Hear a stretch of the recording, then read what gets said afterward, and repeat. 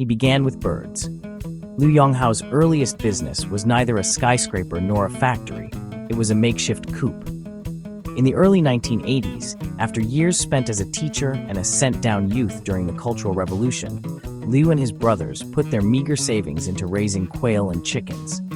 That small, scrappy operation in Sichuan was Liu's laboratory, a place where he learned, firsthand, the fragile math of feed, breeding cycles, and the margins of rural life. Those early, unglamorous lessons, how to coax better yields from tiny inputs, how to solve distribution headaches with no established infrastructure, how to earn the trust of skeptical farmers, became the bedrock of an agribusiness empire that would one day be called New Hope. If you think of entrepreneurship as a set of grand gestures, Liu's story undercuts that romantic ideal. He wasn't a tech wonderkind or a city-born financier. He was an observational, iterative builder. He watched farmers, traded with them, tested feed formulas, and learned that transforming agriculture required more than capital. It required networks, trust, and an unglamorous mastery of logistics. Those qualities explain why a man whose tools were once a shovel and a notebook would later preside over tens of thousands of employees and a business footprint stretching across continents. The formal turning point came in the 1990s. China's economy was opening and urban demand for meat and dairy was rising sharply. Liu recognized an enormous structural opportunity. As incomes grew, protein consumption would explode, and someone needed to scale the backbone of that shift: animal feed and integrated farming. He and his brothers moved from small livestock projects into industrial feed production and expanded up the value chain into breeding, slaughter, and processed food. The firm that began as a backyard poultry operation evolved into New Hope, a vertically integrated agribusiness whose focus was simple and relentless: increase efficiency across the farm-to-table pipeline. What made New Hope different was the combination of scale and rural sensitivity. Many enterprises chase scale by centralizing production and squeezing costs. Liu built scale by knitting together a distributed ecosystem of farmers, co-ops, and suppliers. He pushed for the creation of agricultural cooperatives and financing mechanisms that let smallholders access better feed, better breeds, and, crucially, predictable buyers. To Liu, modernization meant upgrading the farmer as much as the factory. Those farmer-facing strategies helped New Hope expand rapidly because they didn't compete with the rural economy. They amplified it. Liu's instincts weren't purely agricultural. He was an early believer that finance could grease the gears of rural modernization.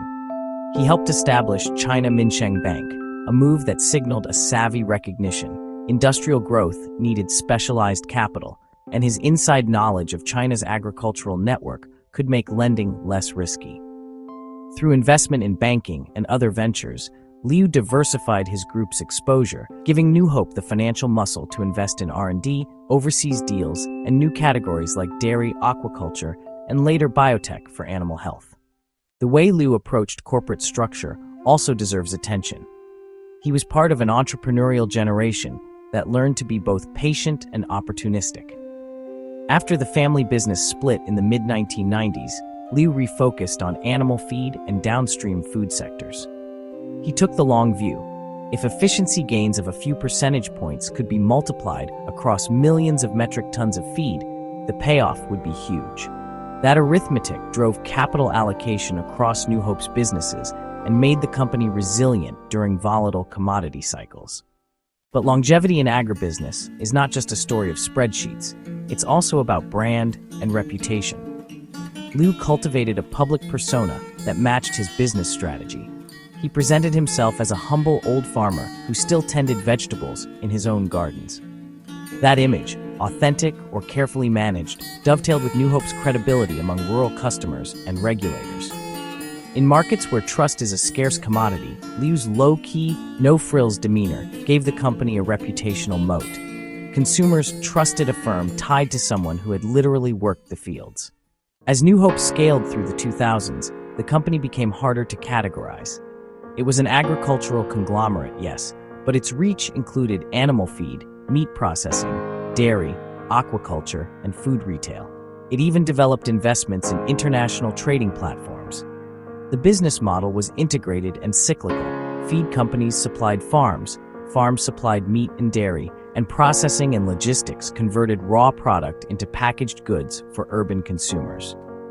That closed loop insulated New Hope from some market swings and created cross-subsidies that let the group make bold moves, investing in new technologies, modern processing plants, and international partnerships. Family succession is a tricky topic in any founder's story, and Liu handled it in a way that reflected his values.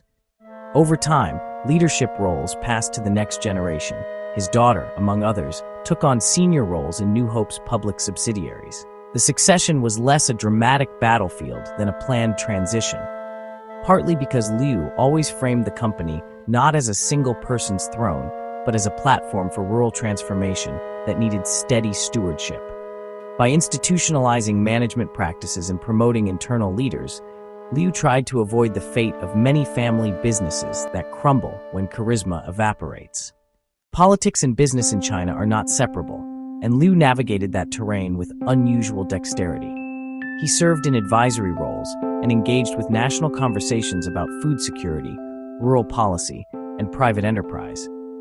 Instead of keeping New Hope at arm's length from policy, he leaned in, advocating for reforms that would support rural lending, sustainable feed practices, and food supply chain resilience.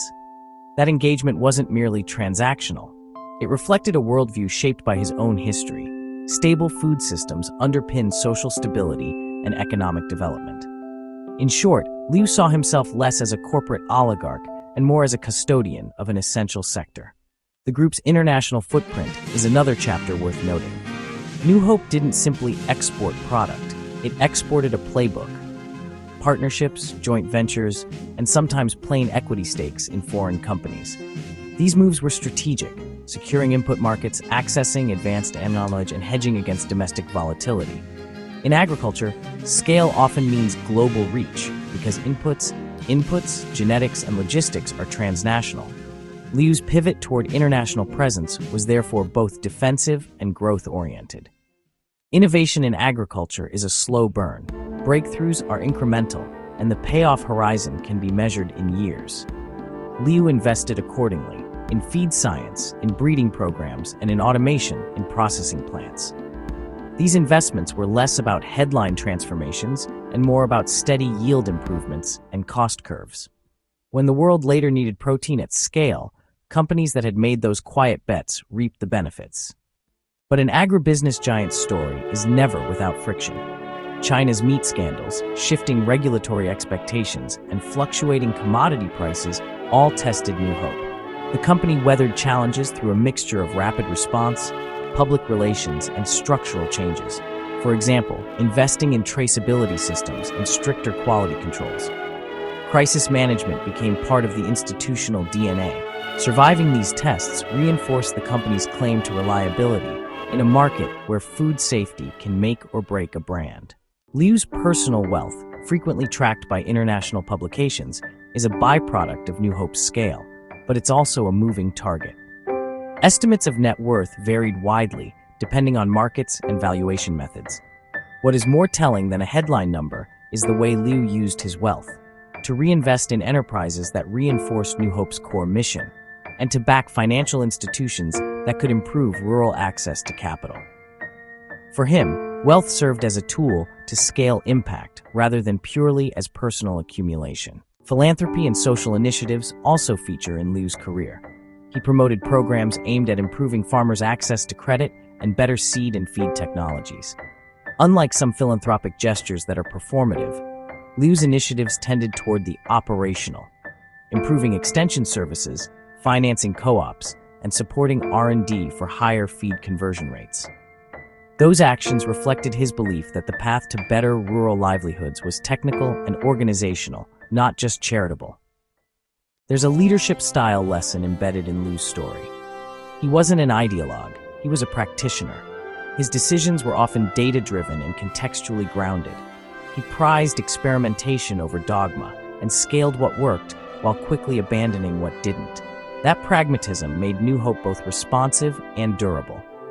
In an industry where nature can upend plans overnight, a managerial culture that values quick learning and decentralized problem-solving is a strategic advantage.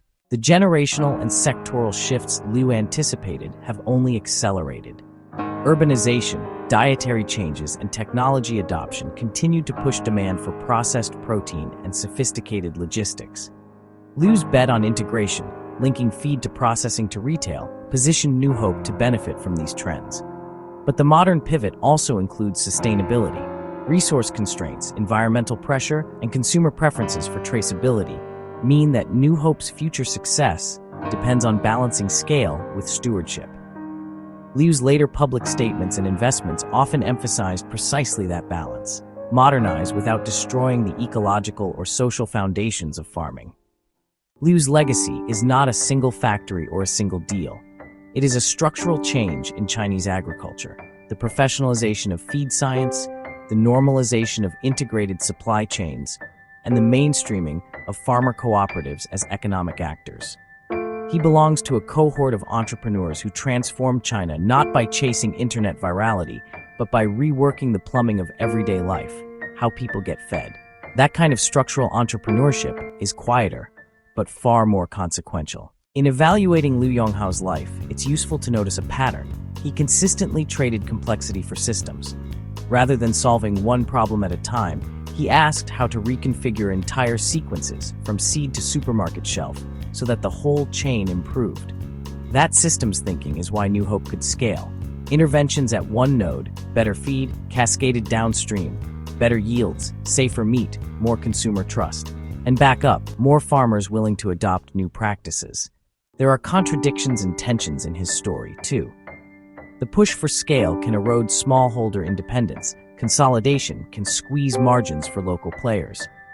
Liu's challenge was to scale in ways that preserved farmer incentives, a perennial balancing act in agriculture. His approach, focused on co-ops and financing rather than outright buyouts, was an attempt to thread that needle. Whether it succeeded fully is a matter for nuanced assessment, not sweeping judgment. Two other themes are worth flagging. First, Liu's career underscores the importance of domain expertise. He didn't buy an agricultural company to flip it, he lived the problem. Second, his example shows how industrial policy and entrepreneurship intersect. In China's policy landscape, understanding and influencing regulatory frameworks is as important as running an efficient plant. Liu did both. He built factories and he engaged with policy, which amplified his impact. As we look forward, the questions about New Hope and Liu's place in history are practical ones. How will the group continue to innovate under next-generation leadership? Can it scale sustainably, aligning environmental goals with production targets? Will its international operations adapt to global supply chain volatility? The answers will determine whether Liu's model remains a template for 21st century agribusiness or becomes a chapter in a different playbook. For now, Liu Yonghao stands as an archetype of a certain kind of industrialist, not flashy, but deeply consequential. His story is a reminder that revolutions in everyday life often come from steady incremental change: better feed, better seeds, smarter financing, and a patient insistence on systems thinking. In the span between a backyard coop and a global agribusiness, Liu's life maps the mechanics of that quiet revolution. If you're searching for the simplest lesson from Liu's long career, it might be this: build from the ground up. Understand the person who tills the soil and design systems that make that person's life better. Do that at scale, and you change more than a company. You change how a country eats.